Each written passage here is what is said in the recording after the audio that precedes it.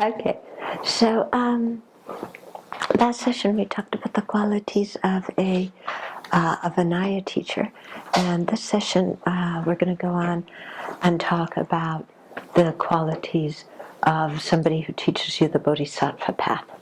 Okay, so when I say the Vinaya teacher, it's not just the one who gives you the 5 precepts or the monastic black vows, but it could be the person who teaches you about the 4 Noble Truths and the 3 higher trainings and those aspects of the path, the very basic foundation aspects of the path that are common to all the Buddhist traditions. So that's the Vinaya teacher, the first level of teacher. Then we move on to the person who's going to teach you the Bodhisattva path and the 6 far-reaching practices and give you the Bodhisattva vow and encourage you for full enlightenment. Okay?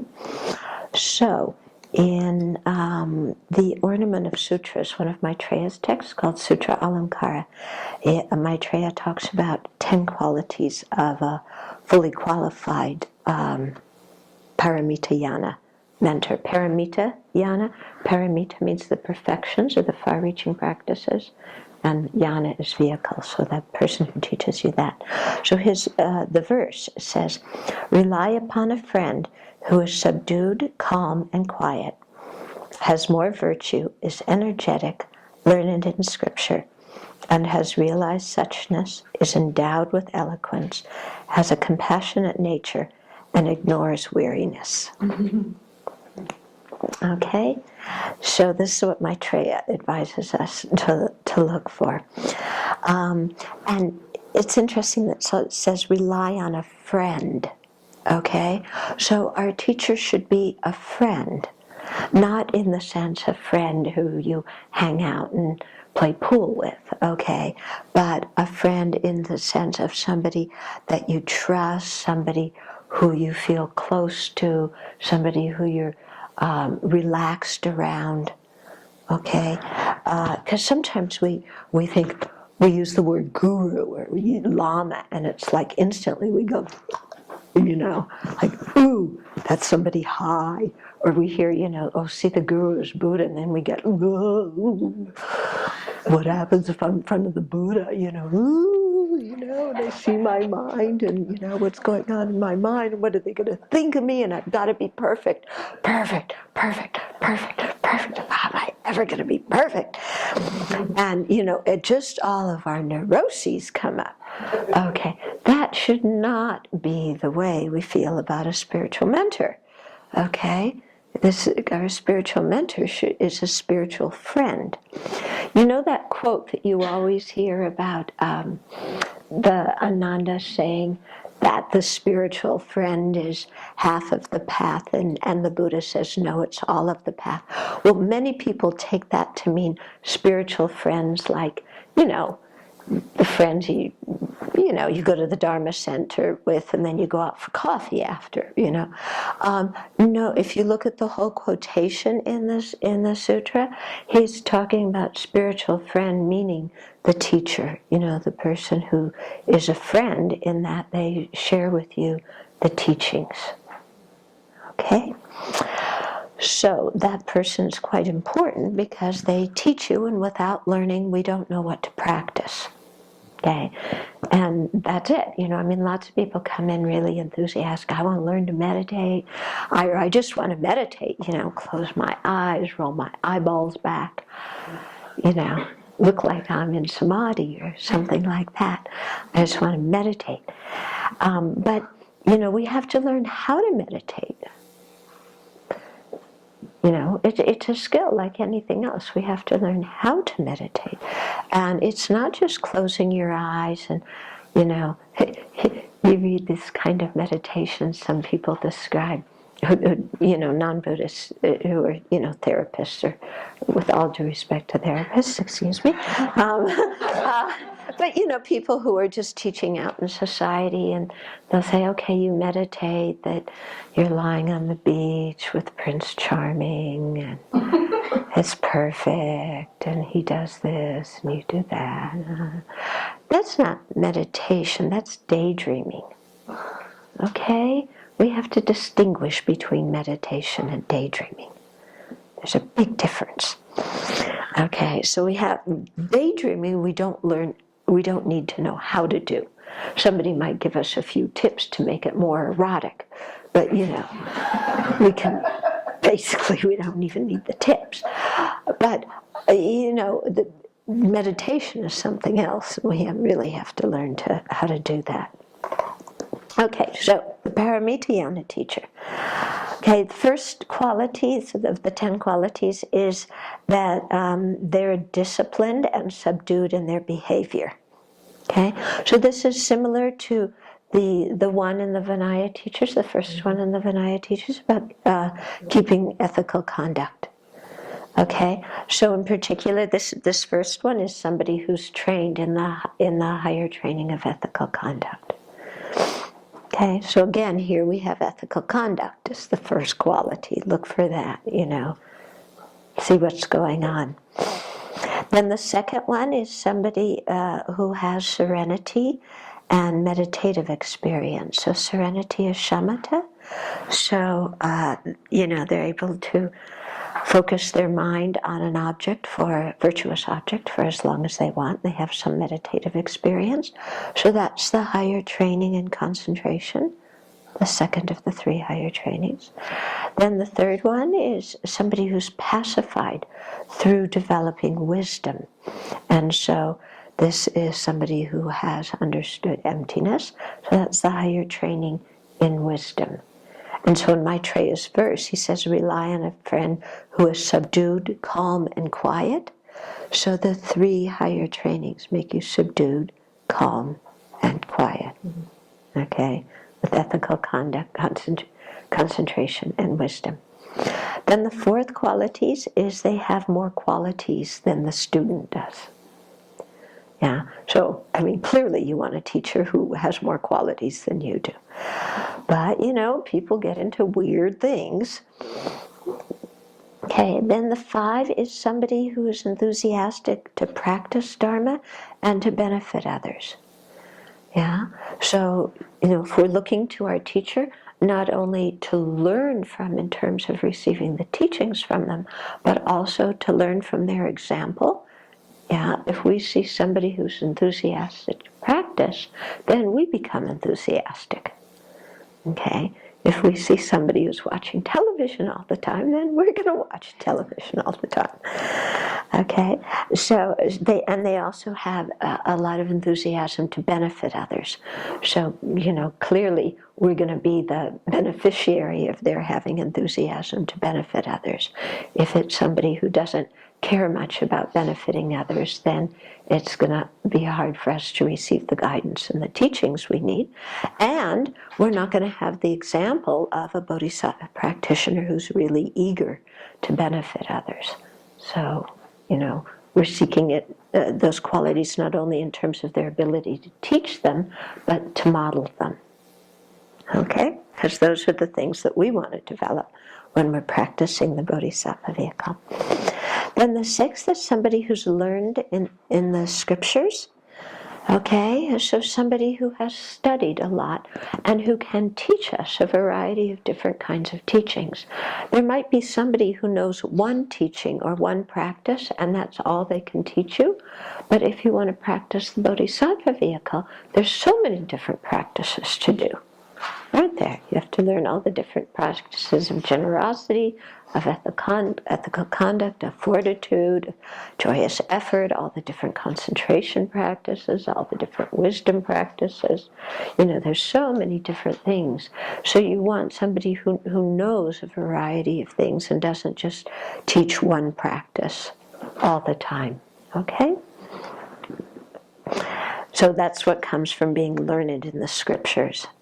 Yeah? And also, if somebody's learned in the scriptures, you know that they're going to be teaching you what the Buddha and the great sages said. They're not just going to be speaking off the top of their head, making something up. And I think that's why you find so many really good teachers. They'll always have a text in front of them, and they will read the text and explain the text to you, so that they're really giving you the transmission of the text and showing you that what they're teaching you is coming from the Buddha. It's not just something they made up. Because, in the New Age magazines, there's plenty of people who make up all sorts of things. Yeah, for $99.99, special price this week. Yeah, sure to get you enlightened. But not for your money back. Okay. Then 7 is somebody who has realized the emptiness of all phenomena, not just the emptiness of persons. So this refers to somebody who has the correct philosophical view according to the Prasangika Madhyamikas. So in the lower philosophical tenets, they meditate just on the selflessness of persons. Okay, the person lacking being a self-sufficient, substantially existent entity. But in the higher philosophical tenet schools, they meditate also, in addition, on all phenomena being empty of inherent existence. And so this is the view that's actually going to cut the root of samsara. So you want a teacher who's able to teach you that view. And not only teach it, but who has some realization. If not a direct realization, which is quite hard to get, then at least an inferential realization, because that can produce a very strong impact in the person's mind. Okay? So you don't want somebody who says, oh yes, we're going to learn emptiness. Empty your mind of all thoughts. And just sit there with not one thought in your mind. And some people teach you that. But that's not the emptiness of inherent existence. Okay? So we want somebody who really knows what emptiness is and has meditative experience of it. Okay, then the 8th quality is somebody who is skillful in giving teachings. So somebody who's articulate and able to explain the Dharma well. Yeah, because we want somebody who, can explain the teachings to us. They may know a lot, they may have realized a lot, but if they're not articulate, we're going to have a hard time actually understanding what to practice. Okay, so somebody who has skill in teaching, and it'll come, but may we say also endlessly patient with our questions and our asking the same things again and again, and with having to teach us the same thing again and again. Some years back, I was looking at a transcript of one of my teachers at a recent talk, and I was reading it. Very interesting, really good. And then I thought, this is exactly what he was teaching us 25 years ago when I started. And then it was like, well, duh, that's because none of us have understood very much. We've understood a little, but, we haven't realized it, so saying the same thing again and again. Yeah, so very, very patient in clearly explaining the teachings. And then 9, somebody who's compassionate and always wishing to benefit others. So, clearly we want somebody who's teaching with a motivation of compassion, not somebody who's teaching because they want to receive offerings, or they want to be famous, or they want to have some status because they have a lot of disciples, or because they want to open some, grand organization of which they're the big one and get their throne gets upgraded and something like that. Okay, so we want a teacher who's really genuinely, sincerely interested in the benefit of the disciples. Okay, that's really important also. And then 10 is somebody who doesn't easily become tired or discouraged by expounding the meaning of Dharma to others. Okay, so having to say the same thing again and again, having to answer questions again and again, having to deal with students who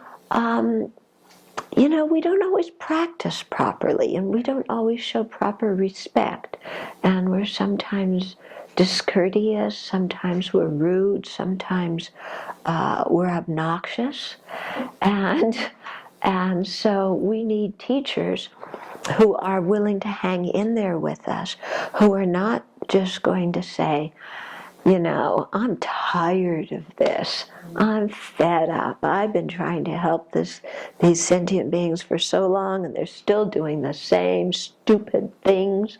I give them advice, and they do the opposite, and then they come to me and say, I'm miserable, help me. So we want teachers who are going to be very patient, because we don't always practice well or practice properly. And sometimes we get angry at our teachers. We say horrible things to them or about them. And so we need teachers who are very patient and really caring about us. Now, of course, that doesn't give us the license to say rude, obnoxious things about our teachers. Of course, it's a free world. We can do anything we want, but then we have to experience the karma of it, and that's not very good karma. Why? Yeah, we talk about the spiritual mentor, somebody that we've consciously taken as our spiritual teacher, being a great field of merit, but they also are a field with which we can create a lot of negativity. Yeah, and the reason there's such a great field of merit is because they're showing us the path to enlightenment, and so they're giving us a kindness that nobody else on this planet gives us. Yeah, our friends say nice things about us, and they give us presents, but they may also tell us, why are you going to that retreat? You're sitting there looking at your belly button all weekend. Get a life. And so they're people who are our friends. They mean well, but, let alone not be able to lead us in the Dharma, they're taking us away from the Dharma simply because of their own ignorance. So when you think of your spiritual mentor, that's somebody who's really leading you on the path to happiness, that is long-term happiness. And the people who will do that are very few and far between. Okay? And so because of that person's role in your life, they become a very strong object of refuge, and an object through which you can create good karma. On the other hand, if we get really mad at our teacher and go, oh my goodness, they're giving the same teaching again. I've heard it already. Why do they keep telling me to stop lying? My goodness. I want to hear Dzogchen and Mahamudra and bliss and emptiness. And why do they keep telling me to stop lying and stop sleeping around? I like sleeping around. My goodness. And so we can get very mad, Or our teacher gives us a project to do. And we go, I don't want to do that. Yeah. Or it might be something we don't want to do, or it might be something that we think, I can't do that. Why are they giving me this project? It's too difficult. I can't do that. Yeah. Or we get jealous and of other disciples. Oh, the teacher's paying so much attention to that one and ignores me. This teacher plays favorites. They just pay attention to so-and-so and not me, and I've done so many nice things for this teacher, and they just don't appreciate it at all.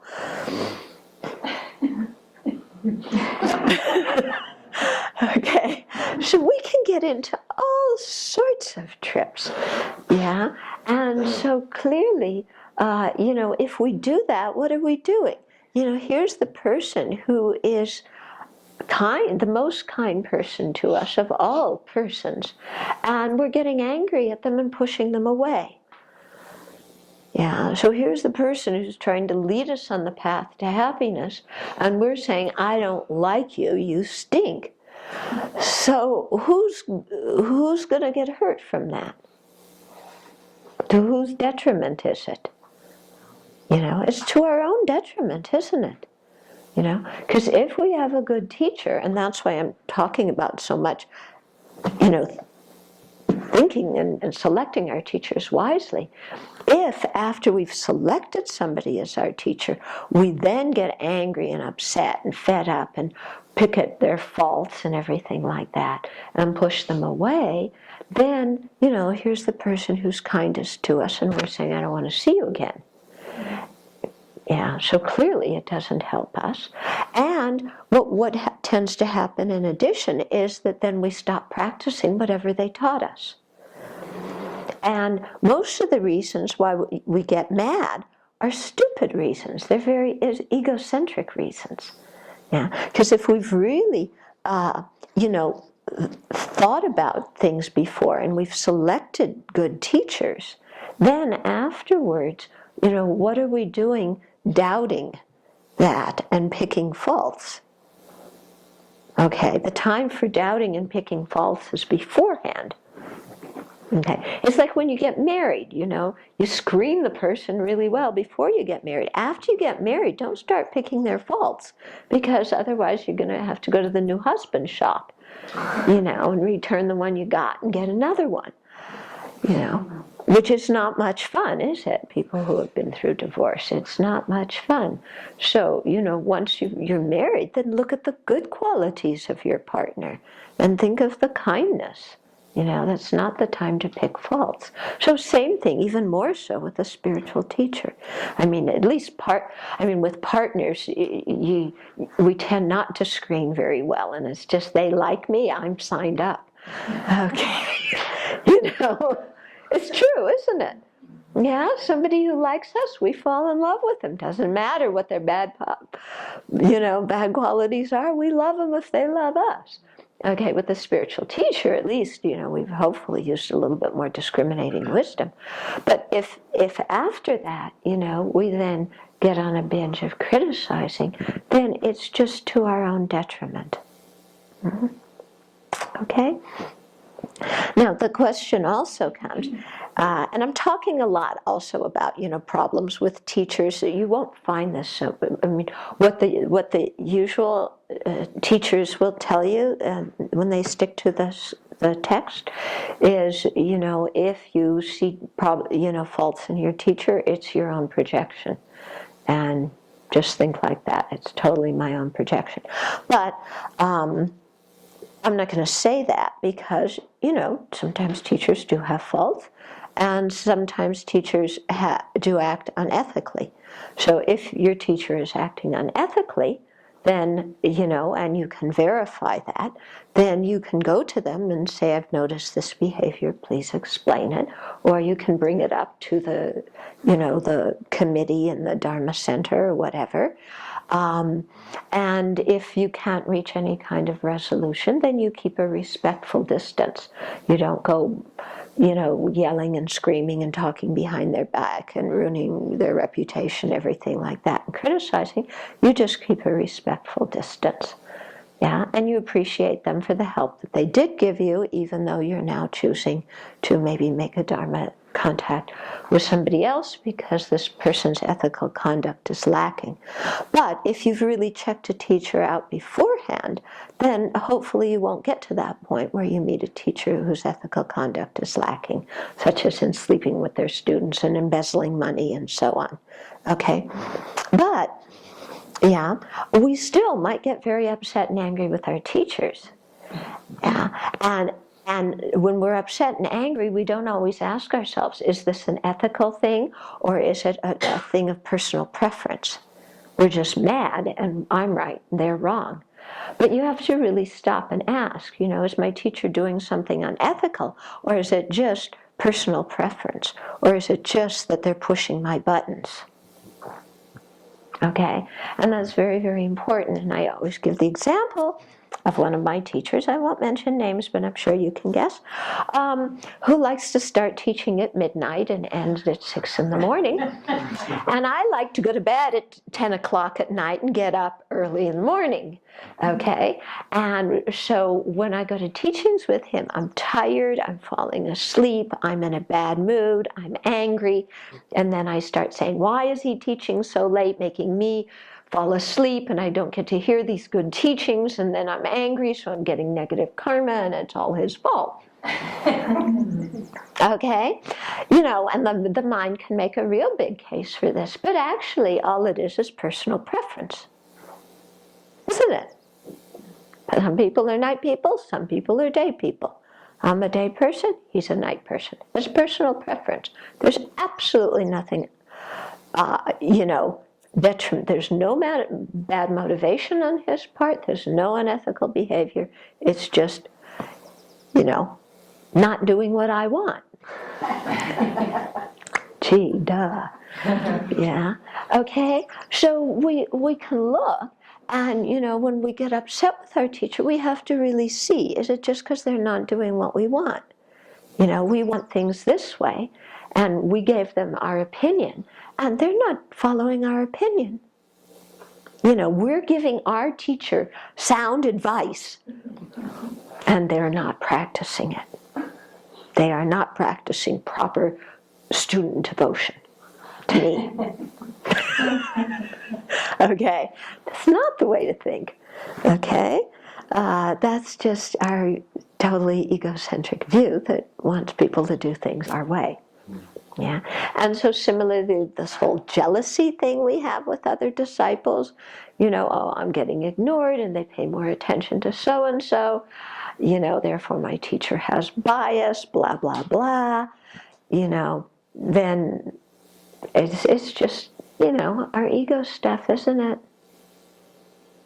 Yeah, well, just plain old ego stuff. And, it comes up all the time. And we have all sorts of good reasons why our teachers should really do things differently than how they should do them. I remember one time, I had brought some Chinese nuns, this many years ago, to the monastery to meet one of my teachers, and he had invited us for lunch, these two Chinese nuns and me, and having lunch with my teacher was a great privilege. It didn't happen very often, so I was really pleased. And so we went up to have lunch, and we just started eating, and this man walked in, who I knew from having worked together with him in a Dharma center previously. And he was one of these domineering people who bossed everybody around, who was rude and discourteous, and yelled and screamed and pressured people, and really distasteful. And he came in the room, and there had been a big meeting of my teachers, all his centers and everything. And so this person comes in the room and says, Rinpoche, I've been working so hard for the organization. I've done this and this. And now here at this meeting, these people are criticizing me. And, it's so unfair what they're saying about me. And I'm really upset. And I'm going, you're not the only one who's upset. Get out of here, This is our time to have lunch with Rinpoche. He has 2 guests from Taiwan. Go away. I'm saying this is my mind. I'm sitting there sweet, But in my mind, this is what I'm saying. And, this guy goes on, and Rinpoche looks at him and says, oh, I really understand. It's really too bad they're doing this. Don't listen to them. I'm going, he should listen to them. It's true what they're saying, Rinpoche. And Rinpoche's saying, you don't have to think it's true. They're just saying it out of their own personal likes and dislikes. You've served me so well. You've served the organization so. You've done so much with a good motivation. I'm going, what are you talking about, Rinpoche? This guy is so domineering and obnoxious. So they keep going on and on as the courses come and go. And, we don't get to have lunch with Rinpoche. We're sitting in the room, but Rinpoche's talking to so-and-so. And, so I was not very happy about this whole thing. And why is he spending so much time with this nitwit and not with these 2 nuns?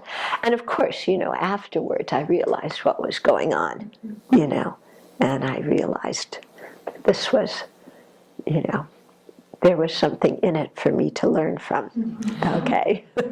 Something very big for me to learn from, and that it had nothing to do with my teacher's virtues or non-virtues. In fact, actually, it showed his incredible compassion for this guy who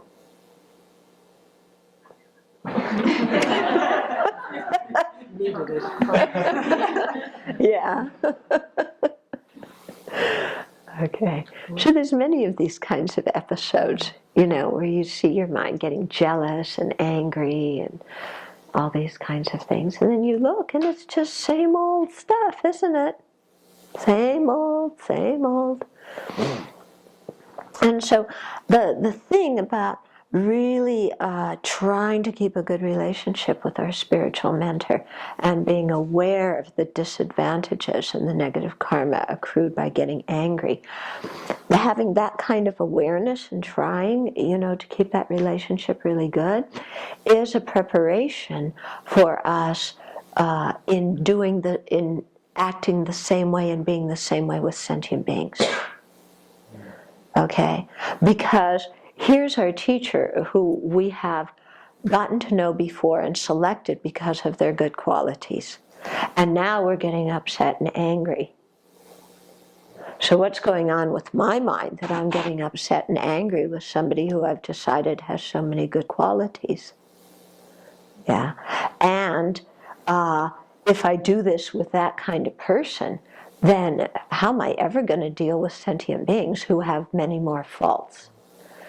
Whereas if we practice being patient when we get upset with our teacher, who has good qualities, then it will give us some habituation and familiarity so that when we get upset with sentient beings, we can use some of those same techniques and try and not get upset with sentient beings. Okay? Okay, now in terms of the 10 qualities that Maitreya described here, it's very hard to find teachers who have all of those qualities. Okay, it's very hard to find ones who have all of those qualities. And so they say, at least, have a teacher who has more good qualities than faults. Okay, that's one quality. More good qualities than faults. Second, a teacher who thinks more about future lives than about present life. And third, a teacher who cares more for others than for themselves. So even if you can't find somebody with all 10 qualities, just, look for those 3 qualities as much as you can. Okay? So that's about the Paramita Yana teacher. Then for a tantric teacher, you want somebody, there's a whole list of 10 outer and inner qualities, but they're kind of difficult. So basically with a tantric teacher, you want somebody who has all these same qualities, and realization of shamatha and, serenity of insight, who has received the proper initiation into the practice that he or she's going to give you initiation into, somebody who has completed the retreat and who has done the fire puja at the end of the retreat. Okay, because you're not allowed to give initiation until you've done the retreat with the correct number of mantra recitations and done a concluding fire offering at the end of the retreat. You want somebody who knows the ritual for giving the initiation, who can give it properly, and somebody who knows the practice so that they can teach you the practice afterwards. So it is possible to take just the initiation from somebody and then get the teachings from another teacher. But that should just be basically if there's not time to give the whole teachings. Because our reason for taking initiations is to be able to do the practice. And to do the practice, you want to get the teachings. Yeah. So nowadays, a lot of people take initiation and they have no intention of doing the practice. They're going to the initiation to get the blessing. And as it goes, the more it's in Tibetan and the less you understand, the bigger the blessing. Okay, this is not the way it should be. This is not how the Buddha taught it. And, technically speaking, we're not allowed to be tourists in an initiation. And people, the master should screen the students very well before giving the initiation. The students should screen the master very well before taking initiation. Nowadays in the West, very often the teacher arrives on Friday night, gives an introductory talk, Saturday and Sunday gives an initiation, and Monday they leave. Okay? This is not really the way it should be. Of course, it is a blessing to receive the initiation, yeah, but you also take vows and commitments when you receive the initiation. And if you don't keep those vows and commitments, then, there's results from that. So there are some people who say, it's such a degenerate time, take every initiation you can possibly take because it plants good seeds in your mind, and then in future lives, you'll be able to meet the Tantra again and practice it. And that's true. On the other hand, if you take vows and commitments that you have no intention of keeping and don't keep very well, you spend a few eons in the hell realm before you get that opportunity to meet the Tantra again. So it might be better to spend the time in this life preparing yourself better to be a tantric vessel and before you take the initiation. Okay, so there's different ways to look at it, different viewpoints on the whole thing. Okay? But I think it's good if you take an initiation, and sometimes they'll give, they have these series of initiations, like a series of 300 initiations that they give just, one after another. But I think for most of us, it's better if we have one practice and, we or a few practices that we do, but we specialize in one. But in any case, before taking a tantric initiation, His Holiness says you should be a Buddhist for 5 years, and you should, have refuge in precepts, and be prepared to take the Bodhisattva vows, and if you're taking highest class Tantra, also the Tantric vows. But sometimes, like I said, like His Holiness, you'll see when he's on tour in the States, they'll announce, His Holiness is giving the initiation. And everybody comes for the day of the initiation. And I remember some years ago, he was teaching in California, and he gave this amazing teaching on the Heart Sutra. It was just incredible. And on the last day, he gave the Medicine Buddha initiation. The place was flooded on the day of the initiation. And His Holiness said, it shouldn't be like this. People should come for the teaching. More people should come for the teaching and fewer people for the initiation. But then what he often does is it's billed as a teaching so that people will come. But His Holiness is smart. It's billed as an initiation so people will come. And then he gives a teaching. And in the last 15 minutes, he gives the initiation very quickly. Most people don't understand it except the people who have taken initiation before, who are actually going to be the vessels who benefit from it. Okay. So that's often what happens in the West. But to take tantric initiation is very wonderful, and if you can prepare for it, and be ready for it and do that in your lifetime, it's quite good. Yeah. Okay, so let's pause here and see if you have any questions before I go on to the next topic. Rosie, you are exploding. Well, you brought up something that's been bothering me for a long time. Mm-hmm. Unbeknownst to me, I had no idea what to expect, but I went to a Tibetan teacher, who gave a White Tara initiation, and supposedly not the full initiation, but the the Jainam, the blessing. Jainam. Uh-huh. And just said, okay, now you're going to take the Bodhisattva vows, which I had never even read before. It's like signing a contract before you've read it. And then I felt like I was supposed to take commitments afterwards. I didn't feel prepared. I didn't even feel like I really understood the practice. Mm-hmm. And I have not kept commitments, mm-hmm. but it has really bothered me. And I didn't even realize that I was going to be in the hell realms for eons. Okay. Well, first of all, with white Tara, you don't take the tantric vows. Okay, so No, it was just the Bodhisattva vows. right. So you're asking about what happens if you took an initiation and you didn't have a clue what was going on, and if at the time when the ceremony's been being given, if you didn't take the Bodhisattva vows, or if you didn't even realize they were being given at the time that this Kriya Tantra initiation was going on, then you didn't receive the vows, and you also didn't receive the initiation. Okay, so similar thing with highest class Tantra initiation. If, you're not even aware that you're taking tantric vows, or you have no intention of taking them, then you didn't take them, and then you also didn't take the initiation, because you have to take the vows before you take the initiation.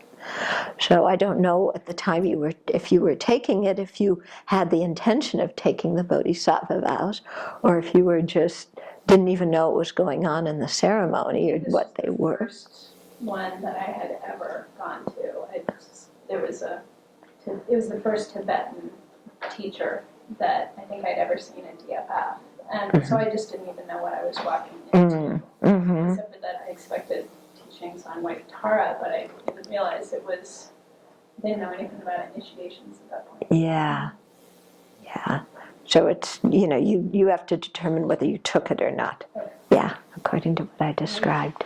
Yeah. Can you explain please the hell, the aeons in the hell? The what? If you take your back. Oh, if you take tantric vows, okay, then there's 14 root tantric vows, and then there's several secondary ones, and so if you then break these vows and act completely opposite to the way that a tantric practitioner is supposed to act, then you're going away from enlightenment, aren't you? So going away from enlightenment is destructive karma. The result of destructive karma is lower rebirth.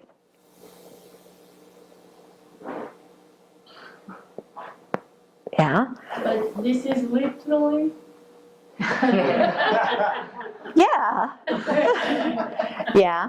They say that breaking your tantric vows is worse than a monastic breaking one of their root vows. Yeah. But when you look at the tantric vows, some of them, they're very easy to break. So, that's why I think it's good to try and make yourself a prepared vessel before you take the vows. Yeah. And then just do the best you can. Yeah. And practice the best you can, and don't worry too much about the hell realms, but do try and keep your vows well. Yeah. Yeah. This is something I've struggled with a lot in the States. It's I care a lot about the Dharma. I care a lot about how it's conveyed, and so talking about it, relating it to people, so forth. It's I'm always very cautious about it. But then when I see things like the New Kadampa lineage or New Kadampa tradition, or certain. I recently ran into, both in the States and then again in Kathmandu, Buddha Maitreya Tuku Rinpoche. And so I do some research on my own to figure out what's going on, but I feel like this upwelling of injustice, because this is something I care so much about, and here's this just horribleness, and I don't know what to do. Okay, so what about when you really care about the Dharma and about the Dharma being spread and practiced in a very pure way, and then you see people who are declaring themselves to be this or that, or people who are misleading people and so on, and you have this sense of injustice and you get really upset. I think this is going to be your practice of patience, because ever since the time of Buddha, sentient beings haven't been practicing properly, and even at the Buddha's time, even you read the Pali scriptures, there's stories of, some monk, Buddha taught selflessness. And here's some monk going around telling everybody that there's a self and that the mental consciousness is a self. And the other monks heard that and tell the Buddha, and the Buddha calls this monk to him and says, "Are you saying that?" And the monk says, "Yes." And the Buddha said, "When have I ever taught that?" Yeah, and then he goes on to give a whole discourse to show how that monk has a wrong view. And if it's a good monk, he listens and he confesses and he changes his ways. But there's many sutras where the Buddha, reprimands somebody who is behaving incorrectly or has a wrong view and is spreading that wrong view, and the monk just doesn't listen at all. So this is nothing new. Yeah, this has been going on a long time. And this is because of sentient beings' defilements. And so when we see this kind of thing, I think the best way to look at it is, I have to make sure that I don't become like that. Okay? So you use that person's behavior, and you understand the faults of that person's behavior, and then you say, I have to make sure in this life and in all future lives, I never become like that, and I never aid in the degeneration of the Dharma. Okay? So you turn it into something that you make very, very strong prayers that you never do. Because otherwise, our minds are just as deluded, aren't they? And, our mind could think of who knows what and degenerate things. So I think it's very important to make that strong determination and strong prayers. Yeah?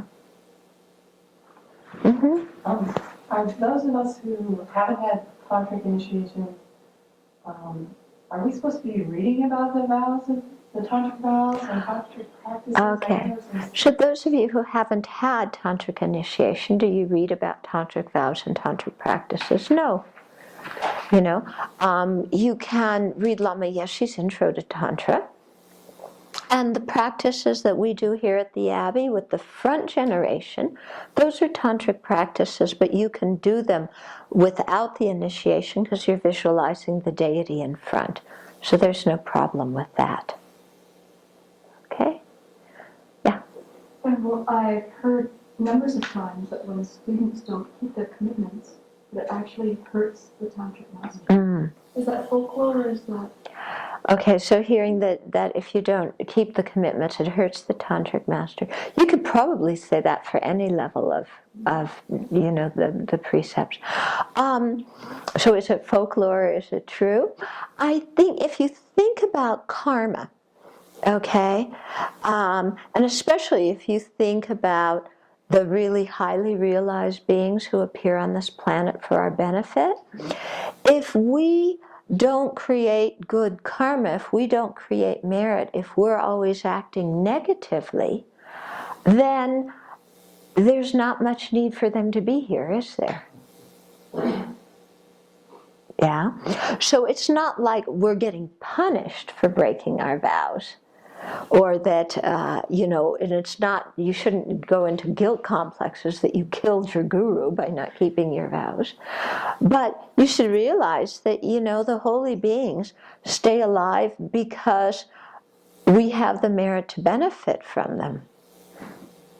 And if we close that door to being able to benefit from them, then there's no reason for them to be here. Okay? So if we really want to benefit from our teachers, then the best way to do it is to practice the teachings that they've given us and to keep the vows and commitments we've taken as best as we can. Of course, we always break vows and commitments. If we didn't break them, we wouldn't need them. Okay? If we were already perfect, we wouldn't need to take them. So breaking them is to be expected.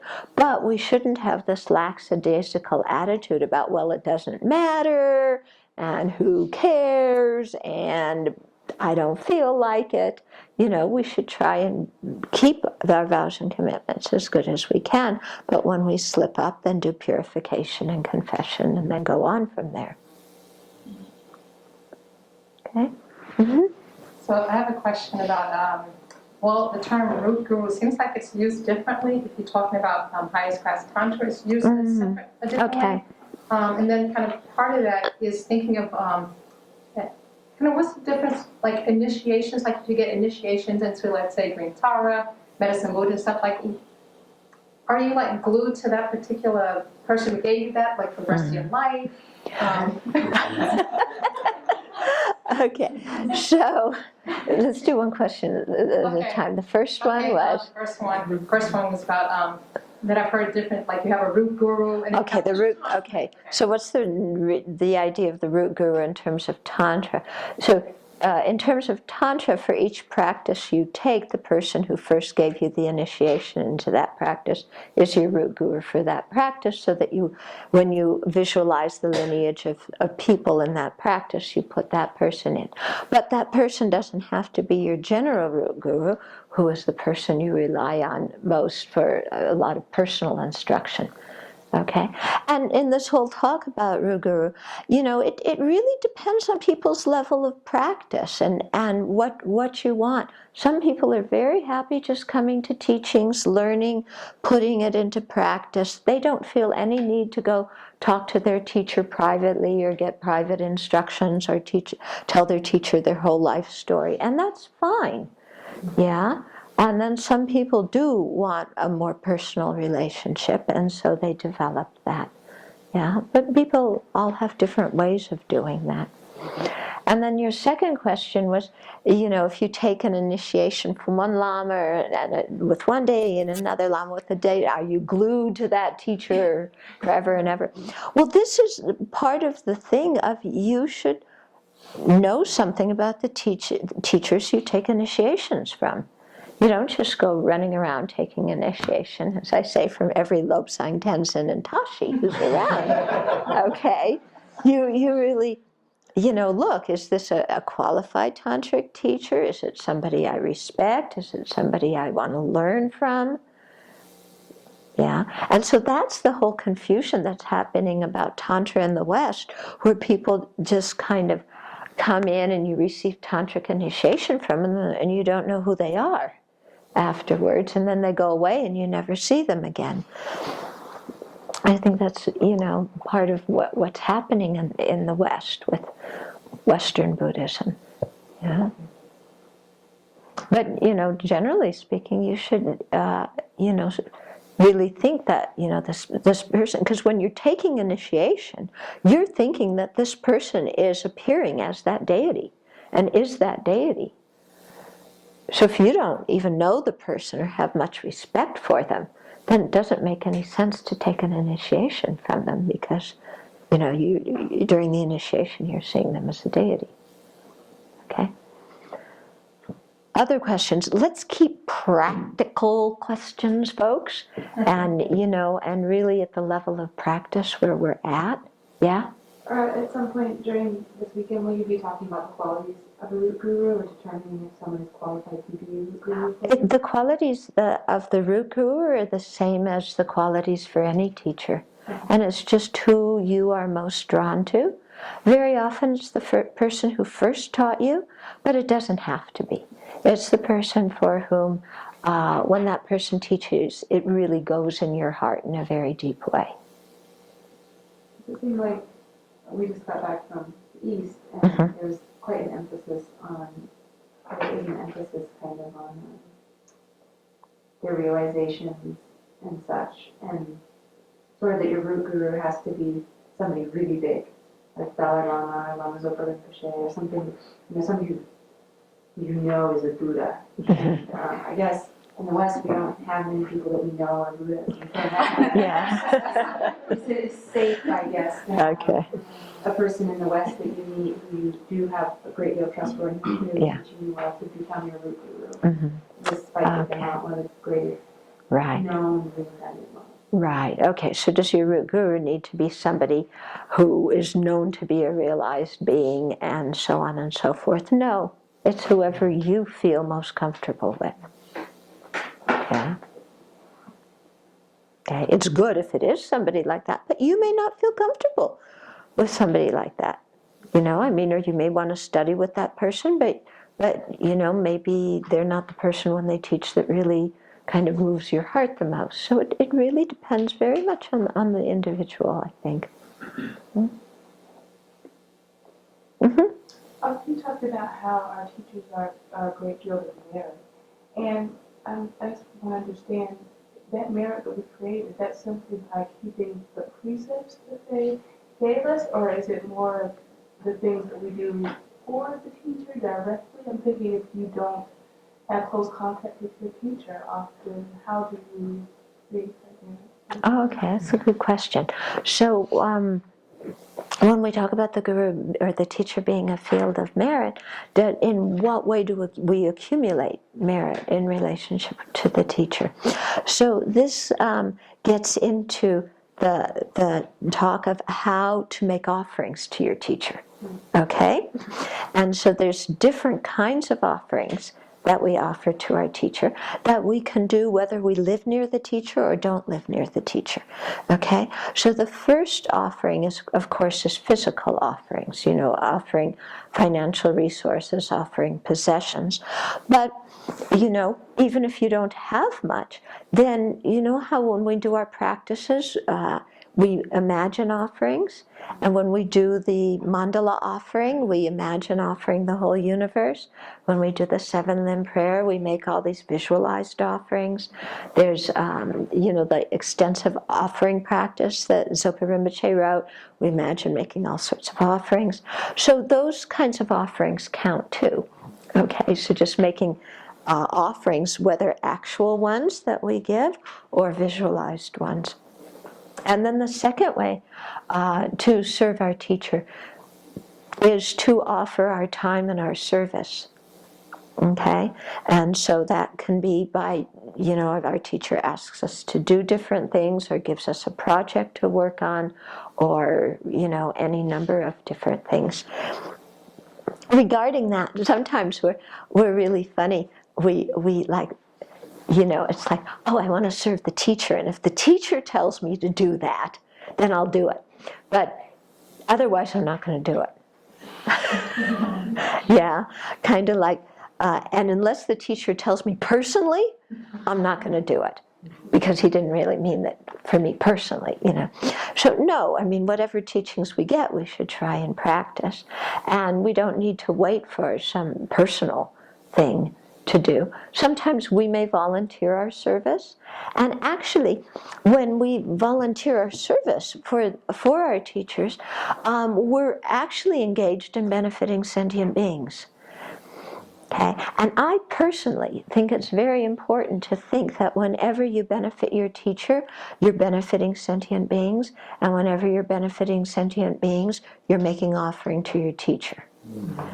Yeah, I think it's really important to think like that, because I've seen what happens when people don't think like that, when they think, oh, I'll do something for my teacher, but I won't do it for sentient beings. But then, especially if we're learning the Bodhisattva path and our teacher's teaching us constantly about loving kindness for sentient beings, if we ignore sentient beings, then we're kind of ignoring the ones that our teachers care the most about. Okay? And if we're just thinking, oh, the teacher's holy and sentient beings are crummy, so I'll help one and harm the other, then we're missing the boat. Okay?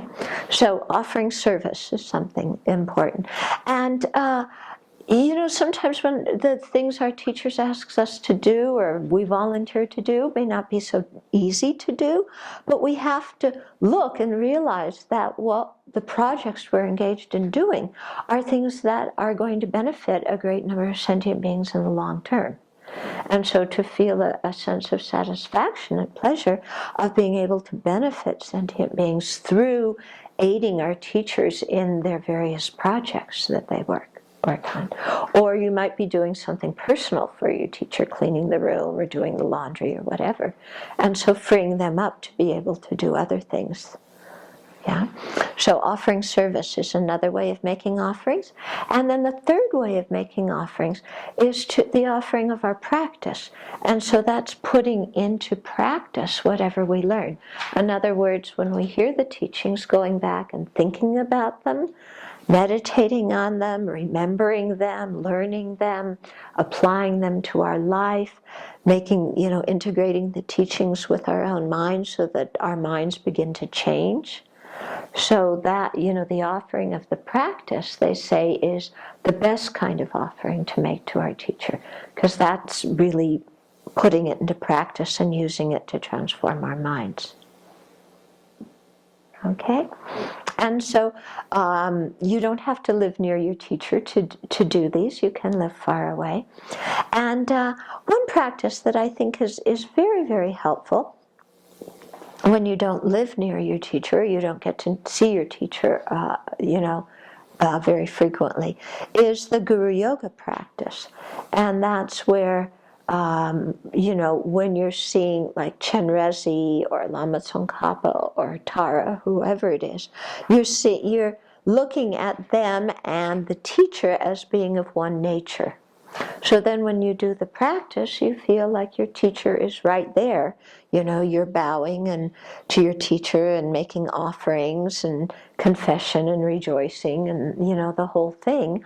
But you feel like even your teacher's miles away, your teacher's the same nature as the deity. So your teacher is actually very close to your own heart and is there with you. And that's very, very effective. It's a very good way to practice, because then when sometimes you're out in Timbuktu and you have some kind of problem, then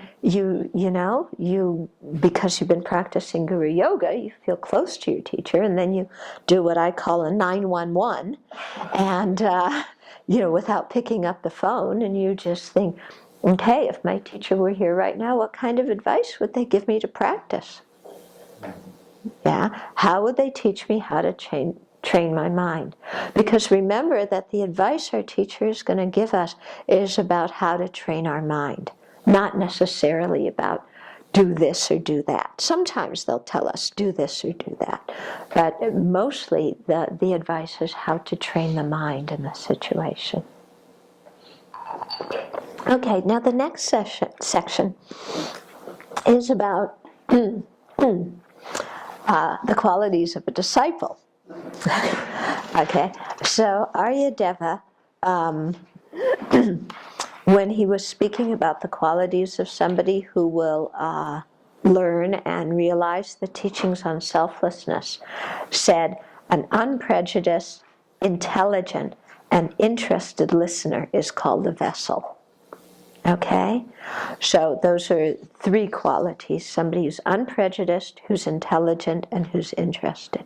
So unprejudiced means they're open-minded. They can hear new ideas. They're not going to go, no, that's not true, without thinking about it. Okay? So they're willing to be open-minded. And, because let's face it, a lot of the Dharma is the opposite from how we've ever thought before, isn't it? And your teacher says, develop forgiveness for the person who harmed you. Boy, nobody's ever told me to do that. They're usually telling me to hate that person and take them to court. Okay, and here's somebody telling me to develop, forgiveness. Or your teacher, may give you instructions on emptiness, and, there's no truly existent person. Wait a minute, I'm sorry, there's me. Okay. So we hear lots of things in the Dharma that we haven't heard before. Yeah, or we hear things that really push our buttons, like don't lie, So we have to be open-minded and be able to accept these teachings. So that's one quality. Second quality is intelligent. In other words, to be able to think about the teachings properly and discern what's correct, what's incorrect, what do the teachings really mean, how do they apply to my life, do things really exist in the way that I think they do, or do things exist in the way that this teaching is describing them as existing? What's really going on? So somebody who is intelligent and willing to investigate. And then the third quality is somebody who is interested.